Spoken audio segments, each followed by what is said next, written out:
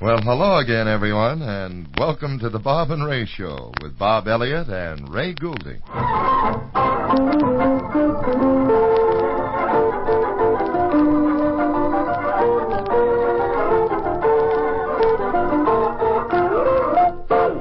Well, good afternoon.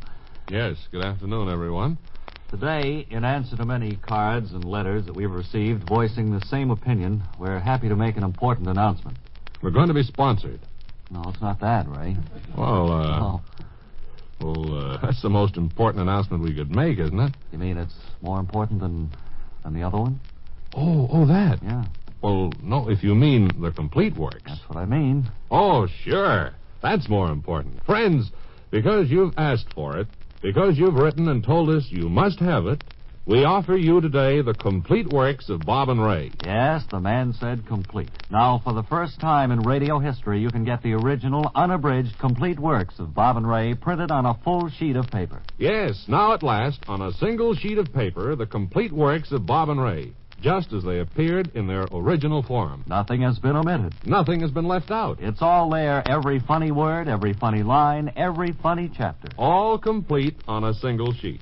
You'll have hours of fun with such chapters as How We Conquered Seasickness by Bob and Ray. What We Decided About Keyholes by Bob and Ray. How Having Flat Feet Helped Us by Bob and Ray. And many, many more. You'll be nudging your friends with a giggle when you read Murder in a Phone Booth or The Party Was Disconnected by Bob and Ray. But hurry, we only have 14 warehouses full of the complete works of Bob and Ray. Now, if you're interested, simply write to us in care of Talented Young Authors, NBC, New York. On the back of your card, just put the words, I want to get the works, and we'll know what you mean.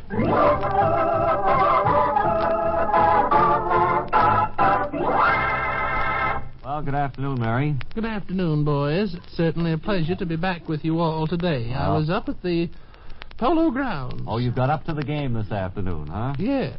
And the Dodgers really came through today, didn't they? The Brooklyn Dodgers defeated the other team. Yes, the Giants. Yes, that team defeated them 10-0. The It was Dodgers a shutout. defeated the Giants. I met your friend, Mr. Bosco, there. Oh, you met Steve? He was being escorted by two gentlemen in blue. Policemen? Yes, cops.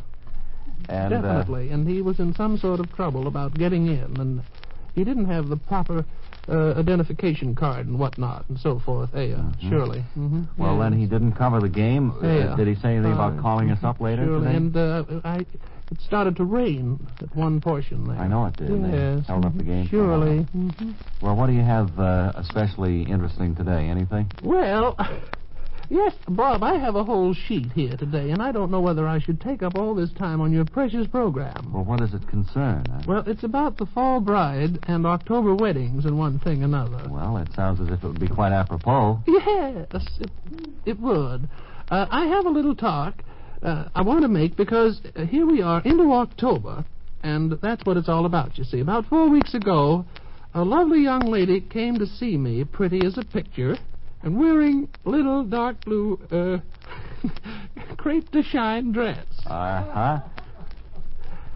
Sorry, Mary, but that's Sheen. Yes. Yeah, crepe de chine, that is. Yeah, with a sprig of design on it, and I could see right away that she was in trouble. I see. What next, Aunt Penny? Well, it seems, Danny, that she had planned to be a June bride, but the young man changed his mind, and it was called off. Well, she worked on him all summer and finally got him back to status quo, so to speak. So she's going to be married, huh?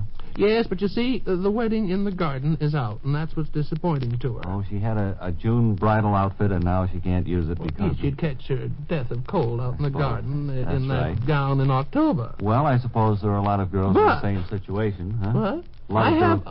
Will you let me finish, Well, I'm please? just trying to help you. You're no help to me at all. 14 pages. I was just trying to skip over. Yes, surely. Well, I told this young lady that she could go right ahead and do this. Before she puts on her wedding gown, slip on a sensible suit of long winter underwear. First, you tuck the bottoms of the legs into your white shoes so that they won't drape. This will mean getting shoes about 3 sizes larger than usual, don't you know? Next, you fasten a little flower or an autumn leaf over the top button so as to hide where the underwear comes up over the neckline. Do you see? And finally, roll the sleeves up above the elbows, doing it neatly so they won't look like muscles. Then after the ceremony, of course, roll the sleeves down as it gets chilly waiting for the reception line to pass. And there you have your warmth and your health, your man and your garden wedding in October. We'll be married in the garden. Isn't that nice? I think that will come as a great bit of advice. Here's some guava jelly I brought you boys. Is this a new batch? This Yes. 1951? This I made just 3 or 4 weeks ago. Oh, that looks quite delicious, and I don't see any of that telltale green section No, at the that's bottom. what's dangerous about it. It's in there. Oh, you mean... But you can't see it. I think it's plumb in the middle. Oh, plumb in the middle of the guava? Oh, Bob, you're precious. No, if I were you, I would eat down probably 1/4 of an inch off the top. Then scrape out all the rest and discard it. And then use the last 1/8 of an inch or so at the bottom of the jar. And that way you'll be around another day. Well, that sounds very practical. And Yes, I'm it glad does. you have such an Sure. optimistic outlook on life Fine. and various things. Yes, hey, Will you excuse me just a minute? I've had an announcement handed to me here that someone would like to have read. Oh, yes, let's see.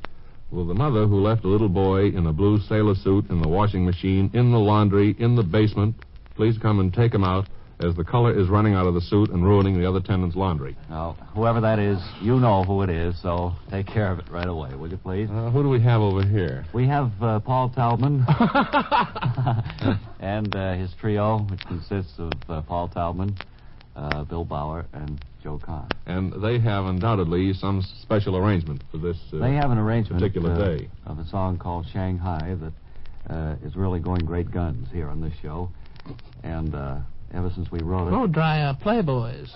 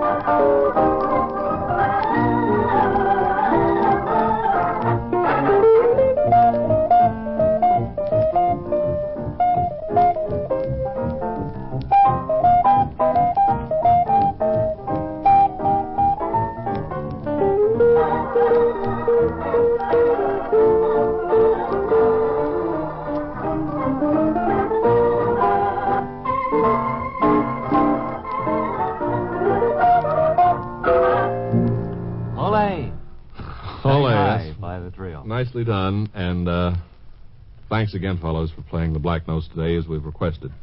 The amplifying system on the guitar is particularly noteworthy today, Bob. It is. I think we have some new tubes added to it, which makes the music sound much better. And when he has it turned off, there's a high-frequency hum that brings dogs into the studio. We have a lot of our little canine friends here with us today, thanks to Bill Bauer. So they're all over there sitting in the corner, and it's nice to have them here. They're good little visitors, though. They don't make any noise. They are quiet dogs. Aren't they, huh? Yes, surely. Yes, sir. Day after day, people hear about our bargains and say, how can they ever do it? Yes, people say Bob and Ray simply can't come up with anything bigger. But we can, and we have. Now listen to this. We have a blockbuster that will leave you gasping. In our fabulous warehouse, we have at this very moment 658 sets of genuine Forbush imitation silverware. You know what the name Forbush means. A Forbush imitation looks more like the real thing than the thing itself.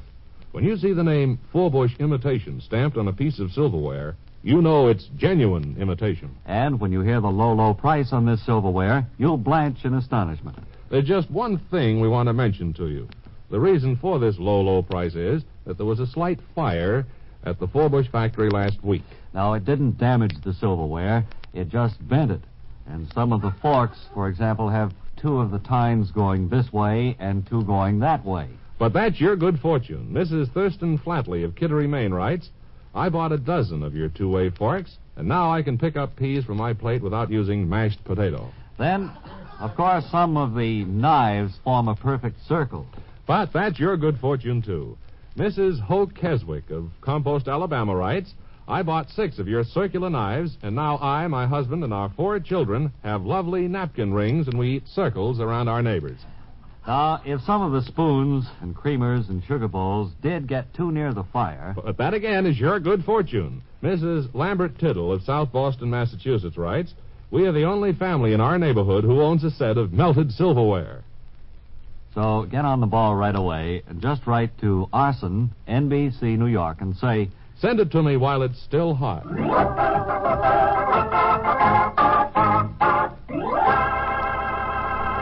I have the phone here, and the light is on, which means we have time for a short call from Steve Bosco, and I have an idea it will be Hello, short. Bob and Ray. This Yeah. is Steve Bosco calling. Hello. Hello. Look, I couldn't get into the Polo Grounds this afternoon. Well, we know the results of the game anyway. Oh, you do? Yeah, Dodgers won. They did? 10 to nothing. Oh, that was all the cheering about, huh? Where are you today? I'm calling from approximately 155th Street in New York City. That's as close as I could get to the Polo Grounds because I left my identification papers in my Levi's. Well, Miss Magoon said she saw you up there. What? Miss Magoon said she saw you at the Polo Grounds, and you were being escorted by 2 gendarmes. Did she tell you who was escorting her? No. This is Steve Bosco. Well, she tells you that. Rounding third and being thrown out at home. And now, dear old Uncle Bob is going to tell you a fairy story. Well, thank you, dear old Uncle Ray. Once upon a time, there was a little girl named Little Blue Riding Hood. She was blue because she was unhappy, and she was unhappy because... Well, why was she unhappy, kids? Because she didn't have any Woodlow. That's correct, Forbush, age 9. And how do you spell Woodlow, Forbush? Woodlow. Nice Woodlow. going. Right. So one day, Little Blue Riding Hood was walking through the forest when she met the wolf, and the wolf said... Hello, Woodlow.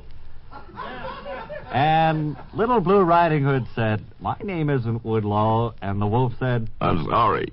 All I can think of nowadays is Woodlow. And do you know why?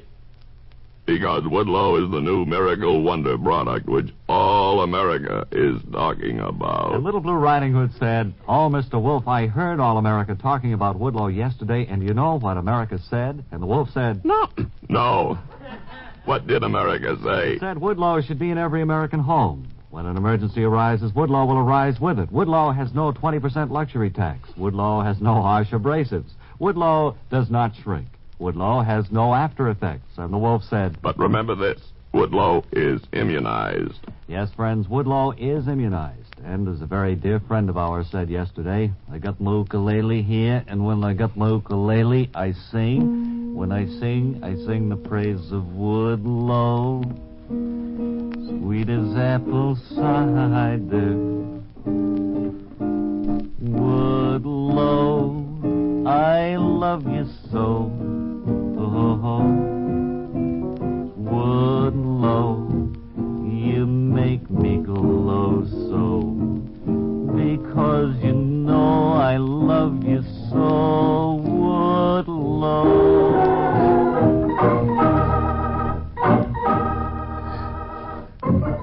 Well, I guess that would appear to cap another cap on it, so to speak, or tie a ribbon on it, Robert.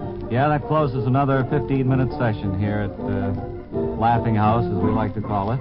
Been a lot of fun hanging here by nylon threads, and we'll be back again tomorrow at this same time. Like to have you all there, and if you can be there, we'd like to have you. This is Bob Elliott. Ray Goulding saying, right if you get work. Hang by your thumb. Oh, silly boys.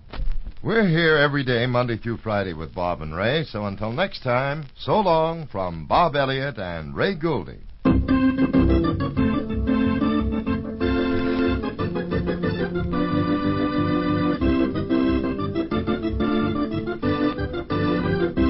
Bob and Ray came to you through the facilities of the United States Armed Forces Radio Service.